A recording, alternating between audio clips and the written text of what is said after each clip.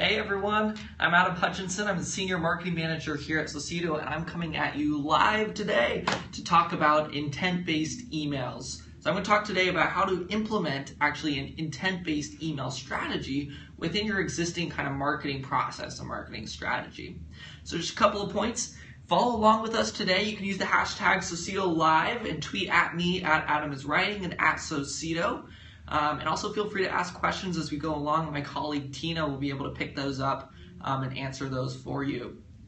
So today what I really want to talk about actually is the difference between segmented typical marketing emails like email nurtures, email blasts, the ones that we're pretty used to, and intent-based emails, which are like real-time emails that we're triggering off based on what people care about right now. It's based off of specific actions that people are taking, not just general groupings of people, right? So what does intent-based really mean? What is intent data? Well, intent data, really simplistically, is any action that a lead is taking that you can use to target them. And we think about it in three ways, right? So really valuable intent data answers the who, the when, and the what, right? So if we're getting actionable intent data, which could be a page that they visited, it could be an article they read, it could be something that they talked about online, anything that we're going to use as intent data, we want to know who specifically did it. The best intent data will give us that at the lead level, so we know exactly who to target, an actual name, a person, an email address. It's going to tell us when to reach out. If we get just aggregate data about people's reading habits, that's great, but it's not very useful for actually triggering and taking action off of that. So we want to know exactly when someone started talking about something or when they visited a web page. Then we can take action off of that and respond to them. And then finally, we want to know what exactly they were talking about, right? What is it that I should take action now to follow up on? So again, it's great to know that someone in general is reading articles or talking about content marketing. But if I know that they just tweeted about the Content Marketing World Conference that's coming up, that's much more valuable for me as a marketer because I can actually reference a specific type of content, a specific action, maybe an email, invite them to my booth, give them a white paper, or just have a conversation with them about something relevant, not just something broad. So how do we get that kind of intent data in our system anyways? Well, there's a lot of different vendors out there. Some of them will give you IP level reading data like Bombara, Lattice Engines and Infer give you some of that data. Mintigo will give you some too. Then there's more like lead level data. Some of this can be captured through your own marketing automation systems like Marketo and HubSpot and Pardot or Eloqua. They'll actually give you, what people are reading on your website, what pages they're visiting, what emails they're clicking on, what they're sharing from there. But you can also look at organic actions that your lead is taking online. Our own product, Socedo, one of our products is called Lead Acceleration. We help you identify the keywords that people are using on social media, who they're following, what they're talking about, and we give that again to you on the lead level. We tell you exactly when that action occurred and what it was they talked about. What tweet did they post online? What keyword did they use? So all of that activity now helps us send better emails. But why? Well, when you think about a traditional segmented email, like an email blast or an email nurture, first of all, we assume that every lead is the same. Every lead is the same. We basically say, oh, because we know that you're in this industry, you have this job title, that you probably care about this thing, so we're going to send you either a one-off email or maybe put you into this nurture. The problem is, every lead is different, right? They care about different things, they're expressing different interests. Just because they're in a certain industry doesn't mean they actually care about that white paper that you just released. Whereas intent data allows you to treat every lead differently. Oh, I didn't spell that right.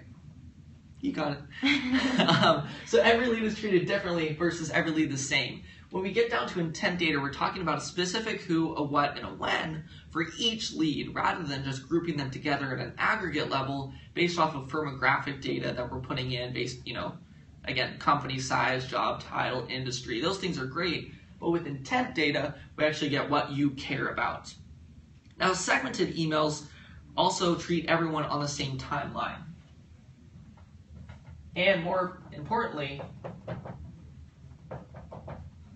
it forces us to put the leads on our timeline, which is great, but as marketers, we really shouldn't be that selfish, right? Leads aren't going to buy based off of our process. Just because we think we have a 30-day sales cycle, and so a lead should be moving down the evaluation stage at week 2, decision stage at week 3, buying stage at week 4, doesn't mean that actually happens. Some people take longer, some people are actually a lot faster, and as marketers, we need to be responding to that so we're prioritizing our time correctly. So we don't miss out on those leads that are actually interested right now versus not wasting our time reaching out to leads who just need some more time to do some education.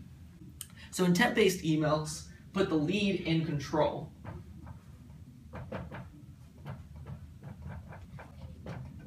Now, one of my favorite examples of this, we're tracking a marketing operations manager at a company called Risk IQ. And Risk IQ does software for other IT professionals and database management. And this marketing operations manager was a great fit for our company. Kind of perfect job title, perfect use case scenario. We acquired him into our database through a list buy. And we sent him emails, he never opened them. We tried reaching out, never responded to us. And we did this for about 6 months. And he was by all definitions a cold lead in our database. And the only reason we kept marketing to him because we knew he was a really good fit. But clearly he wasn't interested at all in the content that we were sending him. However, then we implemented some intent-based emails, and he started tweeting about the Marketo Marketing Nation Summit. We sent him an email about that actually within 24 hours of his tweet about that summit. He responded to that email, became an MQL, got on the phone with our SDRs, and it turned out he was actually doing budgets right then, needed a demand gen solution. We were able to send him a contract, and we closed the deal within 48 hours. Because we knew what he was actually interested in. So when we put the lead in control, yes, sometimes it means that leads are going to take longer. They're not going to fit onto our buying cycle. It also means we can identify the leads that are ready right then to convert. So we're actually using our time effectively. Now, the other big problem with segmented emails is that it's a little bit fluffy. I'm just going to say this right here. I'm just going to, don't hate me, but guess what? As marketers, we're not the smartest people in the world.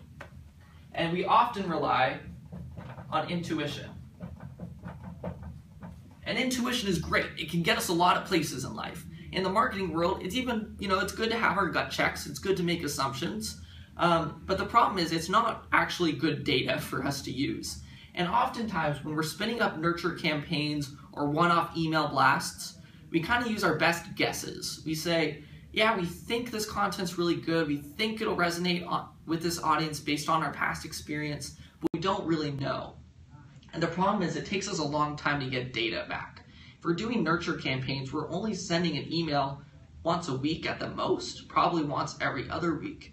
An email blast is a one-time thing. We need multiple email blasts with similar kind of interactions before we start getting data back and we can optimize. So we have to rely a lot kind of on our best guesswork as we're sending emails out. And honestly, it can take months before we actually get enough data to be able to optimize and create better trends over time. Now, in intent-based data, we get fast insights.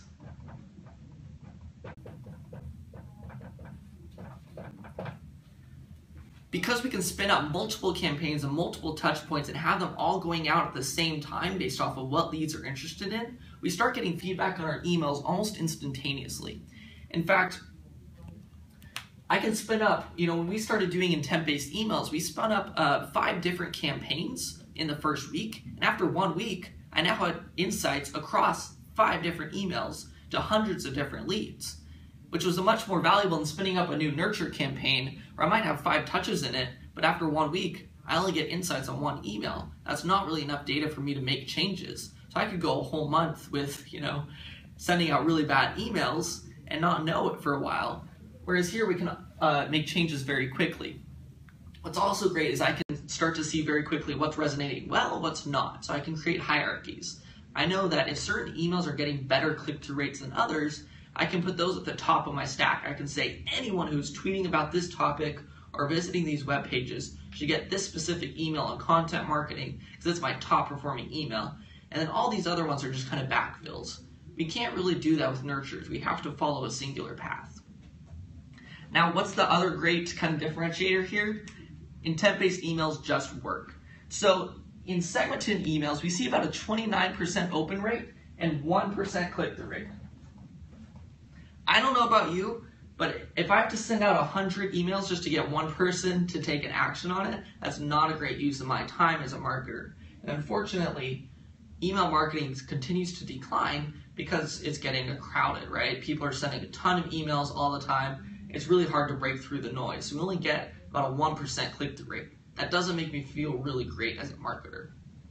In contrast, intent-based emails typically get a 29% open rate and 3.5% click-through rate. So we're over triple the amount of people who are actually taking actions, responding to our campaigns when we trigger things based off of intent-based actions. All right, so let me walk you through an example of this. The very first campaign we ever spun up was around content marketing. So we said, anyone who tweets this hashtag content marketing, was going to receive an email from us. Because we knew that content marketers were pretty good segments for us. We had some really great content around there that performed well online, both through our blog and through social media. So we figured this was a pretty safe bet. So we started with content marketing. It was a very simple email. It said, hey, I saw you were tweeting about hashtag content marketing. Thought you might enjoy this blog post about content marketing and how you can generate new leads using social media, right? So we sent that out to literally anyone who tweeted that. And all of a sudden we started getting some good click-through rates. Now, it wasn't amazing. At first, it was about a 1.5% click-through rate, sometimes a 2% click-through rate. So we spun up some other campaigns too. We spun up some around conferences, one around hashtag lead generation. We spun some up around influencers in our space, like Heinz Marketing. And then what we started to realize was people liked a little bit more specific questions and topics that they could actually engage with, right? Because these were coming as responses to an action someone had already taken. Someone already tweeted content marketing. We were continuing the conversation. So we needed to provide something more valuable and interesting to say. So instead of just our general kind of content, we kept the same email, but we sent them to a very specific blog post that had an infographic about how to capture the ROIs of content marketing. And now this email's working like a gem. And so it is literally getting, if I get my numbers right, yeah, it's getting a 39% open rate and a 4.8% click-through rate. That's huge. I don't get that on any other emails, and I bet you don't either. 4.8% is unheard of click-through rate in the email marketing world. But it's because it's coming in real time to someone that's a good fit for us. It's when they tweeted about it. And we know that they're interested, so we're sending them a very relevant, interesting piece of content that they can respond to. It's a low barrier to entry for them. All right, so how do we get started with something like this if you are interested in intent-based email marketing? Well, the first part is the data, right? You need to capture the right kinds of data to target people, the who, the what, and the when. So, like I mentioned before, there's a lot of different vendors out there, but you want to think about what are the most actionable actions that I care about, that I can take marketing campaigns off of. So I like to think about it as topic buckets, right? So there's the type of things like, yeah, they're already interested in me as a brand. That's pretty easy. They're searching my handle, they're visiting my website, they're tweeting me, they're following back on social media. Then of course there's they're doing my research in my space type of group. Those are people who are tweeting at my competitors, following my competitors, visiting their websites. Then there's the people that are kind of still in the education phase. They're, following different publications online. They're reading those articles, right? Maybe they're talking to influencers in the space. That's a really great segment kind of in the education phase that we can send our content to and move them down the funnel. Then there's a little bit more top of funnel, right? Think about events in your space. What events are coming up? Do they have hashtags that you should be monitoring on social media and get people through the fold? Or, what are just some common buzzwords in your industry, right?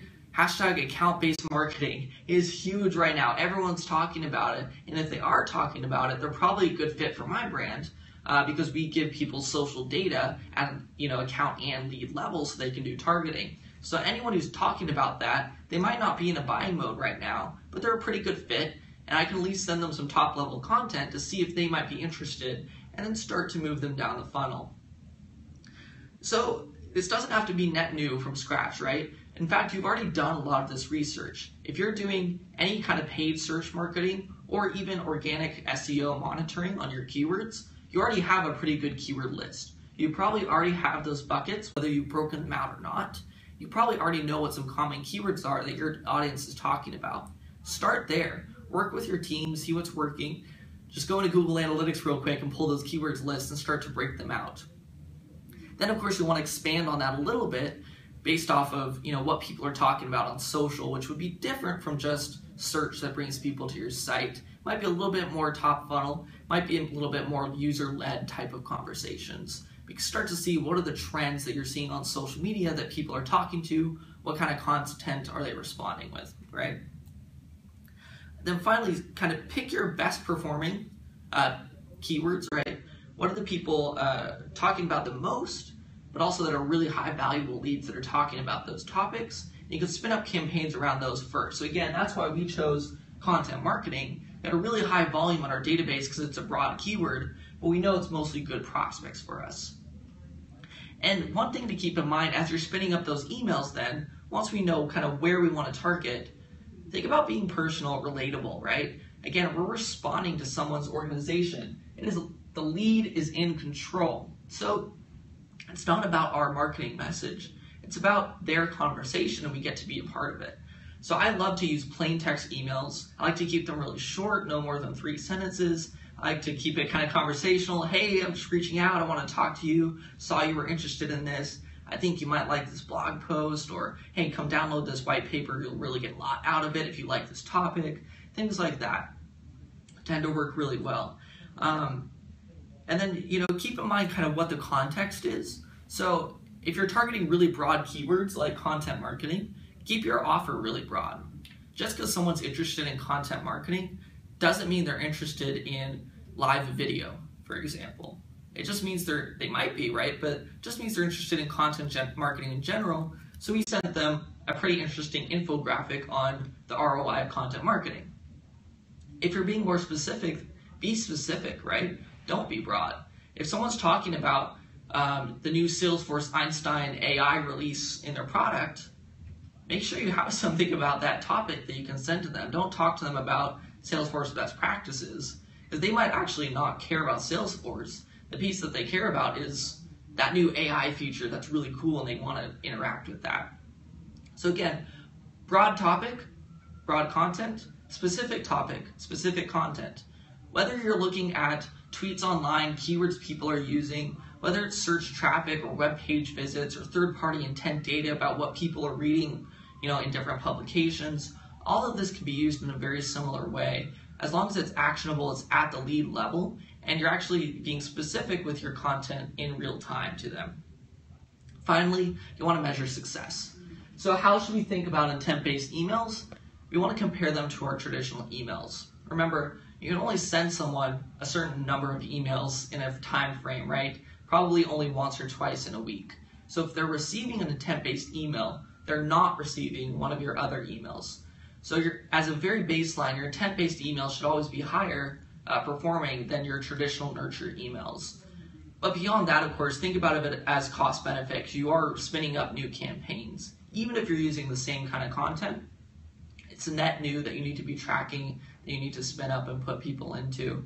So think about the time it takes you to spin up an intent-based email. And if it's pretty low, which for us, it doesn't take a ton of time. We're already tracking the keywords, we already have the content. So we spin up a ton of these. But depending on how much data you're syncing into your system, you'll probably want to see your engagement rates about double than your nurture emails. That's a pretty good kind of gut check for you to think about success. And then finally, once you're seeing success with the content itself, think about it as coverage. That's something we don't typically think about in emails in general. Nurture, everyone lives in a nurture campaign, right? No lead left behind. We put them in a program, we kind of forget about them. With intent-based emails, not everyone will be in a specific category grouping depending on your topics. So be conscious of your coverage. By coverage, I simply mean how many leads have received or been eligible for one of your intent-based emails. Are you actually targeting all the leads you care about, or are you missing out on some topic areas that, so you're not getting all of your leads, you're not able to send them all emails? So that's a great thing to think about. You'll never have 100% coverage when we're talking about intent-based data in your database, but you should be able to get up to 50, 60, 80% coverage across your leads. Then you want to make sure you have enough campaigns to actually supplement all of that. All right, so that's kind of the gist, right? Intent-based data, it's who to reach out to when based on what they're interested in right now. Then we can send them emails because we know when their emails are relevant, we get 3.5% click-through rates versus 1% click-through rates. And we want these to perform better than our traditional nurture emails because they actually move people down the funnel faster. So that's the gist of it. If you are interested in kind of thinking about how would I use intent-based data, how do I find that on social media, how would I reach out to leads about that, we actually do have a free trial. So go to Socedo.com. We'll help you figure out how to use intent data to target people online, and then you can follow up with them via email or through social media channels. Again, I'm Adam Hutchinson. Thank you so much for joining us today on #SocedoLive. See you again soon.